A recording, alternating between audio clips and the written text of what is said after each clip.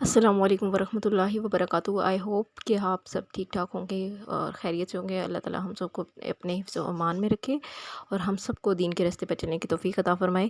تو آج ہم بات کریں گے وہ 8 مصیبتیں جو انسان کی زندگی برباد کر دیتی ہیں۔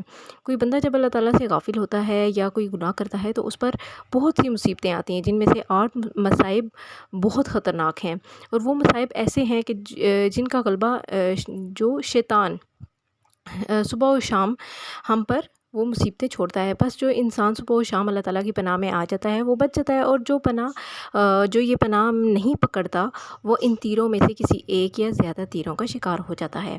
ان 8 مصیبتوں میں سے بچنے کا ذکر ابو داؤد شریف کی روایت کے مطابق ایک مسنون دعا ہے، اور وہ مسنون دعا یہ ہے کہ جو کہ نبی کریم صلی اللہ علیہ وآلہ وسلم نے حضرت ابو امامہ رضی اللہ عنہ کو شدید پریشانی کے وقت بتلائی تھی، اور وہ دعا یہ ہے: اللہم انی اعوذ بک من الہم والحزن، واعوذ بک من العجز والکسل، واعوذ بک من الجبن والبخل، واعوذ بک من غلبۃ الدین والقہر الرجال۔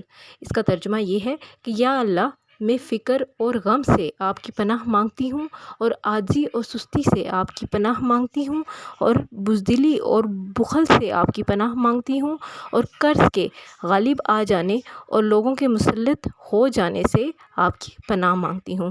اس مسنون دعا کے الفاظ پر غور فرمائیے کہ اللہ تعالیٰ نے ان میں ہمارے اس دعا میں ہم جتنے بھی مصائب کا شکار ہوتے ہیں ان کا حل ہے، ٹھیک ہے۔ یہ دعا صبح و شام کثرت سے پڑھا کریں، تاکہ جو بھی مصیبتیں ہم پر آتی ہیں، جو شیطان ہم پر وار کرتا ہے، وہ ہم پر نہ ہو۔ جزاک اللہ خیرہ۔